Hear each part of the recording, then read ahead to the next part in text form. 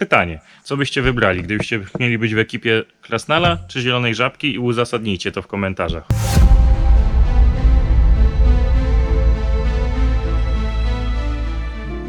Siema, witajcie na następnej wyprawie. Znajdujemy się dzisiaj w ośrodku kolonii letnich. Cofnęliśmy się do naszego dzieciństwa, czyli przyjechaliśmy na turnus kolonijny. Słuchajcie, w tym roku lecimy po 1 000 000 subskrypcji, więc naciskajcie ten guzik na dole, musi się zrobić czerwonego szary, a my wbijamy do środka. No i co? Lecimy! Do zobaczenia w następnej wyprawie. Zaczynamy. Czemu wy poszliście tam, a ja do środka? A co, bez kamery pójdziesz? To idziemy. I wchodzimy. Kolonię trzeba zacząć. Otwartą furteczką. O, myszka Miki. Tak, tak. Dawaj do środka. To jest grzyb muchomorek. Grzybki konserwowe to ktoś tutaj miał. Ale Łukasz to już ledwo co się zmieścił do tego. Na styl, co nie? Ale fajnie. Fajne. Ciekawe, czy tutaj rzeczywiście dzieci z I tej zobacz, że strony... to idealnie na jego wzrost, więc rzeczywiście to musiały być dzieci. To jest Łukasz i jego grzyb. Dobra, wbijamy może tam, co? Tam? No. To ja bym się w ogóle później jeszcze rozdzielił, żebyśmy no, mogli no. więc wszystko ogarnąć, ale Chodźcie najpierw na razie chodźcie tam. tu, no. Tutaj chyba była świetlica, zobacz, bo są jakieś... Przynajmniej wygląda. Są telefony alarmowe. Ale też jest plakat z Chrystusem. No nie Caritas. I Caritas, też na to zwróciłem uwagę. No. Ja w sumie byłem na takich koloniach za dzieciaka. Też byłem. O. To była stołówka chyba, no. Nie, ale widzisz, z Caritasu na koniec. O. Krzesełka. Takie jak się pamięta ze starych, dobrych czasów. O, Rubin. I Rubin, tak? Coś, co nas prześladuje latami, co nie? Ale na to nie było. Znowu fan nas złapało. No. I drabina. A, tylko, że już ma wypruty tył. A pamiętacie jak było w tym? W podstawówce dziękujemy. Wszystko Zjemy. Babciu, ale ten pasztet był zajebisty. Co my tutaj mamy? To jest O kurczę. kuchnia, co nie? Ale jeszcze obczaj, że jest ten. Jeszcze jest trochę wyposażenia. A w czymś takim nie lubiło się właśnie zup? Tu się chyba, albo się ziemniaki w tym ważyło, Albo wiesz? tak, ważyło. O, 5 kilo. Pędziło.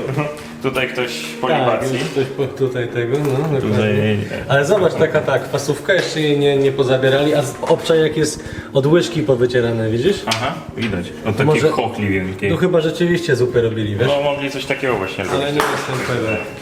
Jeżeli ktoś z naszych widzów wie, niech pisze. Najlepiej to, żeby przy czymś takim pracował. A, to jak... a zobacz, tutaj masz krajalnicę w ogóle. Tutaj masz tarczę. Aha. Ale tu chyba się kotlety mogło na tym smażyć, wiesz? A poczekaj, bo to jest... Takie duże było. Jeszcze to odpalisz. I tak tłukło, tak słownie tłukło. A patrz, tu można grubość plasterka ustawić. Aha, no i jak tu kręcę, to się ta tarcza porusza. Dobra, A to? zobacz, To jest tutaj- to samo. A, no to jest do tego widzisz? To się rusza. Żeby wylać zawartość, co nie? No się rusza troszkę. Stary olej. Tu się raczej zmywało te naczynia. Przynajmniej było okienko właśnie, gdzie się podawało. I sądząc po tym, że tu umywalki były, więc to pewnie się... Tak, tu się zmywało naczynia. To pewnie do suszenia już potem szły. Teraz będąc tak kompletnie serio, jeżeli ktoś z was, drodzy widzowie, wie, do czego mógł służyć taki sprzęt, trochę rozjaśnię, ale ja będę wtedy bardziej prześwietlony. O, takie ustrojstwa. Piszcie w komentarzu, jesteśmy ciekawi waszego zdania. Znaczy zdania. Na pewno ktoś z was wie, do czego to służyło. Obróbka mięsna to była, jakbyś się zastanawiał. Pełna czy pusta? Oczywiście, że pełna. O, woda No utleniona. woda utleniona jest. Krople żołądkowe. Się już śmiałem, że to jest standardowy zestaw właśnie na koloniach. Na stołówce kropla żołądkowa i Nie, na woda koloniach utleniona. się było pierwsze ratunkowe, albo się ktoś przejadł, to dostał krople żołądkowe, albo coś się otarł. Dobra, idź do cioci piguły, woda utleniona, dobra, idź biegaj dalej. Koniec tematu. Wiecie, że znajduje się w miejscu, gdzie obrabiano mięso. Dlatego tutaj jest taki glas specjalny do tego. Tu mogła być gdzieś chłodnia postawiona. Mogło to być. A tak rozkminiam, bo to właśnie teraz to pewnie na gotowych surowcach jadą mięso, nie mięso, a tutaj... Może kiedyś wiesz, Sami kupowali dbali. od rolnika, no. Myszka Miki. Tutaj ktoś widać, że sobie wyciągnął ze stołóweczki parę stołów i zrobił sobie po prostu ognisko i melanż. Dobra, to nie wiem, jakoś się dzielimy, bo mi się wydaje, że to się ciągnie jeszcze w tamtą stronę. Tego jest. Tam jeszcze jest kawałek i tam jeszcze jest kawałek, co nie? Możemy się podzielnić zaraz. Ja mogę iść w lewo, znaczy nie teraz Po w środku. prawo. Po środku. Ja idę tu. No dobra, to nara. Elo. Standardowy podział przez pączkowanie. Tak jest najlepiej, jak się człowiek rozdzieli, to... Standardowy podział przez pączkowanie. Tak jest najlepiej. Jak się człowiek rozdzieli, to... Ogólnie to wygląda tak, że zazwyczaj Łukasza gdzieś puszczamy. On sobie tam gada do tej kamery, kręci, myśli, że go lubimy i że jest fajnie, A my kręcimy. wtedy dopiero robimy film, co? A my wtedy robimy film, tak. Potem Kuba tam przy montażu wrzuca go, żeby nie płakał. No i wychodzi fajny film, nie? Muszę przełamać klątwę, bo ostatnio co się nie rozdzielamy, to chłopaki znajdują najciekawsze rzeczy. A w końcu chciałbym coś fajnego poodkrywać, a nie tylko, że oni najfajniejsze rzeczy widzą. Także trzymajcie za mnie kciuki. Co tu mamy? Co tu mamy? Co tu mamy? Jaka lodówka, super!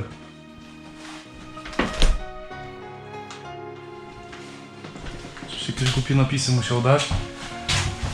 Ale lodowa. I teraz pewnie nie słychać tego, będzie na kamerze, ale jest bardzo, bardzo wygłuszone tutaj.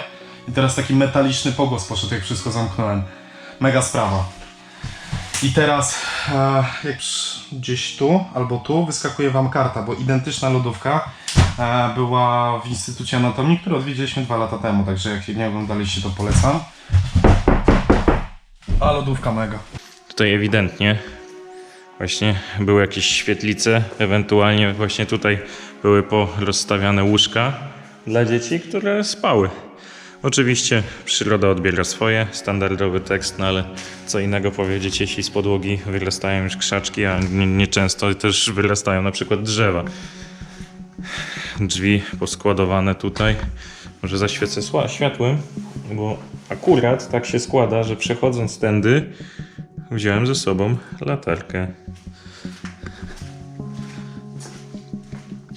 Tutaj ewentualnie też mogły być łóżka, a nawet na pewno, zobaczcie, że są takie ścianki.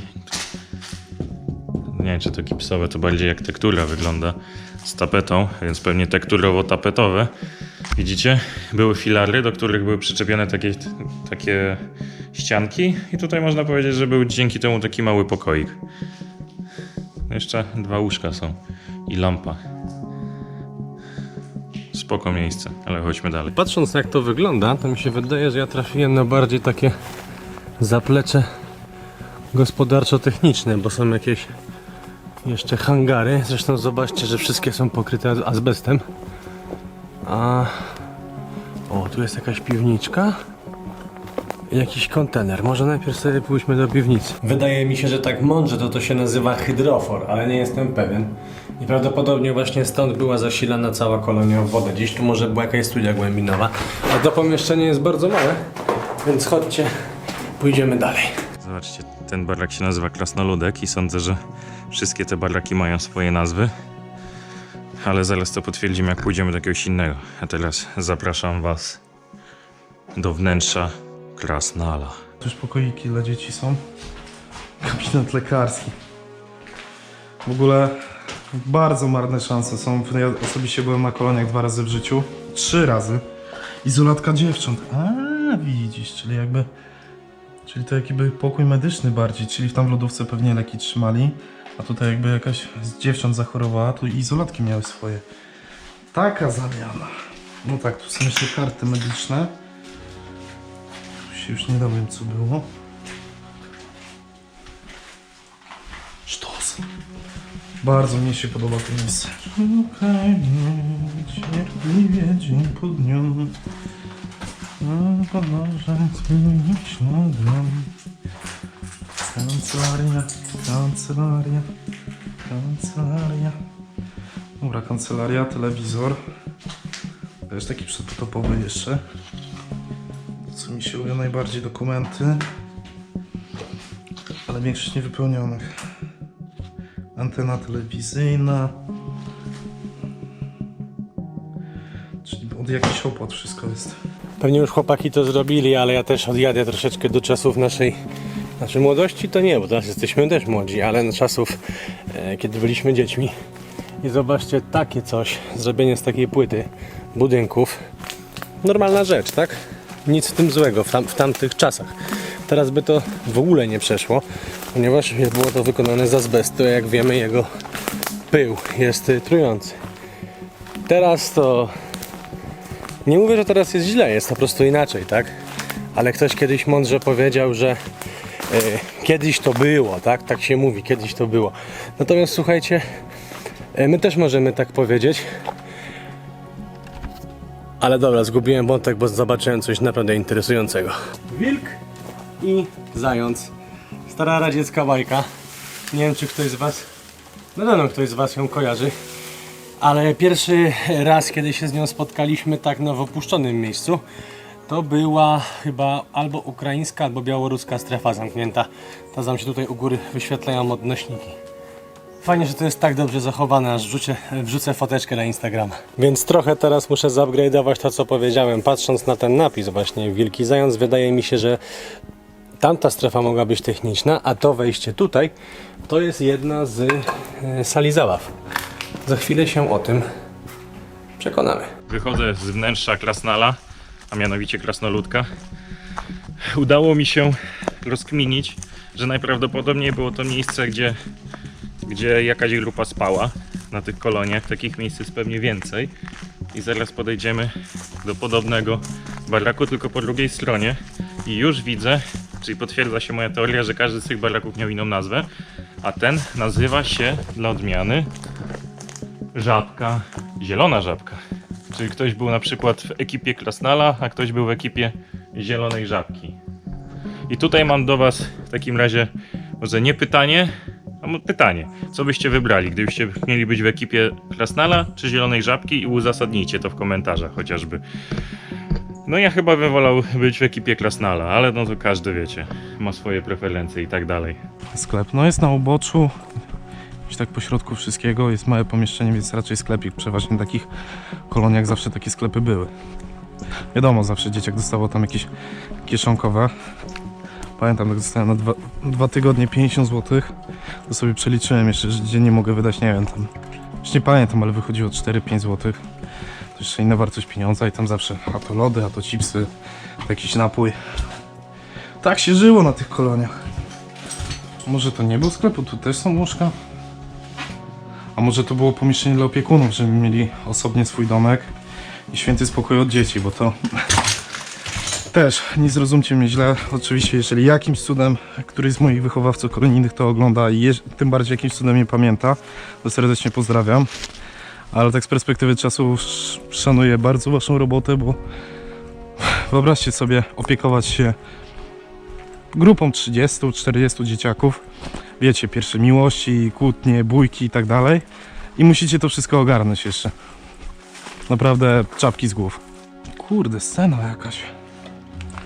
No, bez kitu, scena. Ciekawe, czy to traktowali jako apele jakieś, czy aktywizowali dzieciaki, żeby mogli sobie jakieś tam przedstawienia sceniczne robić. A wcale bym się nie dziwił, jakby tak właśnie było. Albo właśnie takie apele, bo to ja osobiście właśnie byłem na koloniach z Caritasu. Poranny i wieczorny apel, że wychowawcy zbierali wszystkie dzieci, opowiadali jaki jest plan, czy gdzieś jedziemy zwiedzać, czy właśnie żeby posprzątać swój pokój, żeby poogarniać te wszystkie rzeczy. O, zamknięte, także cały czas wszystkie te dzieci pod kontrolą były. Pierwszy rzut oka.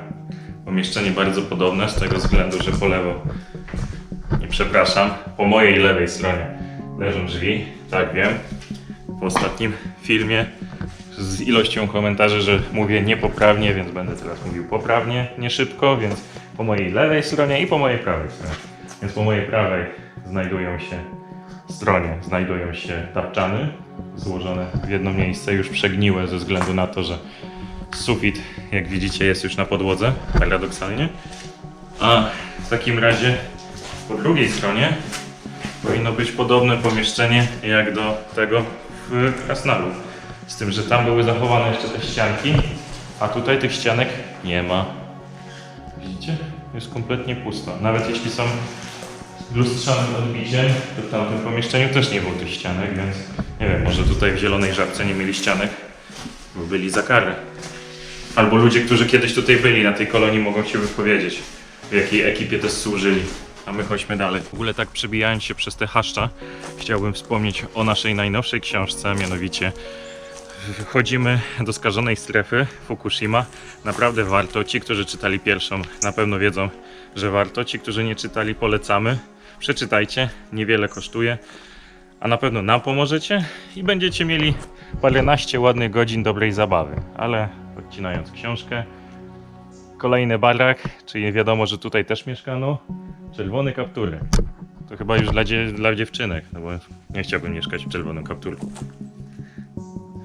Chyba już bardziej dla mnie to krasnoludek w tym momencie wygrywa. Ale chodźcie do środka. Zawsze chodząc po takich miejscach od razu przypominają mi się moje kolonie. Były trochę w innych miejscach, zazwyczaj to były kolonie na Mazurach. Ale naprawdę sceneria piękna, tylko wtedy, że wiecie, za mało lata człowiek tego nie doceniał. Dla mnie najważniejsze na kolonii było jak najwięcej biegać, jak najwięcej grać w piłkę, chodzić na dyskoteki takie kolonialne, jak to było.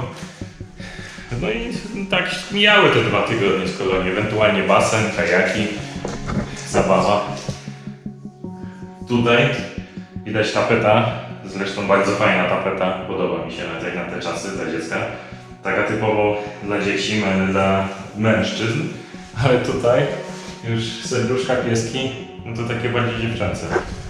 Więc może dziewczynki i chłopcy mieli swoje kąty. Tutaj też sarenka z dziewczynką i chłopiec z króliczkiem. Ale jeszcze powiem wam, że naprawdę w dobrym stanie to jest, ponieważ zobaczycie teraz, sufit nie przecieka, przez co podłoga, te linoleum jest dobrze zachowane i dzięki temu można by ładnie posprzątać i się wprowadzać. Grupa numer 8. Czy na wejściu zwróciłem uwagę na to, że są podpisy. Pewnie wy też się do dzisiaj, jak jeszcze chodzicie do szkoły, podpisujecie. Tylko myślałem, że gdzieś będą podane daty, ale dat nie ma. Tutaj był kibelek. Przelecę na szybko, no bo wiadomo, na każdym urbeksie musi być kibelek, kibelek zaliczony. Ale tu, zobaczcie, jest główna sala. I dokładnie, to były sale zabaw. Widzę, że są jeszcze łóżka chyba z czasów z leżakowania i tak dalej. No, większość z was nie lubiła leżakowania. Teraz dach sobie odpada. Ale jeszcze to wygląda, nie jest to w złym stanie, powiem wam. Znaczy się jest w budowle, no to w tragicznym. Ale tak urbexowo to nawet spoko. No a tutaj dziewczynka z Bambi. Kolonie, ach te kolonie. To jest nasz chyba drugi odcinek z takiego miejsca. Ostatni był naprawdę bardzo, bardzo dawno temu. I te sentymenty naprawdę powracają. Ja pamiętam, jak byłem na kolonii dzieckiej, spadłem z konia i potem dali mi takiego małego kucyka. Wiecie, mi kucyka. Dodam tylko, że nie zawsze byłem taki duży. Ciekawe ile dzieci, ilu waszych dzieci, właśnie mówię teraz do starszych widzów, będzie kojarzyło te postacie, jak właśnie Smurfy czy Myszka Miki. Ja osobiście mam mega sentyment do tych bajek, przecież nawet miałem ładnych parę lat temu coś takiego, że na jednej stacji telewizyjnej leciały kreskówki z Tomem i Jerrym i tak się wkręciłem, że przez 3 tygodnie dosyć mocno oglądałem. A jestem ciekaw właśnie, czy któryś właśnie z waszych dzieci pamięta jeszcze lub ogląda, czy bardziej te nowoczesne kreskówki już ogląda. Tutaj jest warsztat jakiś. Co tu mamy? Dożynki powiatowo-gminne. 9 września 2007. I wcześniej jest na... O! Zobaczcie.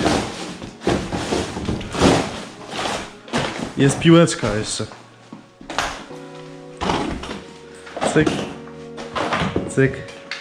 To jeszcze czasy były, przynajmniej za moich czasów, że każdy chciał być, nie wiem, Zidanem, Ronaldo tym prawdziwym, a nie Cristiano, tą właśnie mega pagą, Figo i tak dalej. Każdy latał z tymi szmacianą piłką za byle jaką, za 10 zł. Modliło się, żeby się ona nie przebiło i latało się cyk. I można tak było spędzać cały dzień. Czas mijał i człowiek nie żałował nawet, że nie siedzi w domu. Też takie fajne wspominki. Chociaż piłkarzem zawsze byłem marnym. Żeby nie powiedzieć, że gruby na budę zawsze szedł. Co to, leżaki są? No tak wygląda przynajmniej. A, polówki! Też pamiętam długo.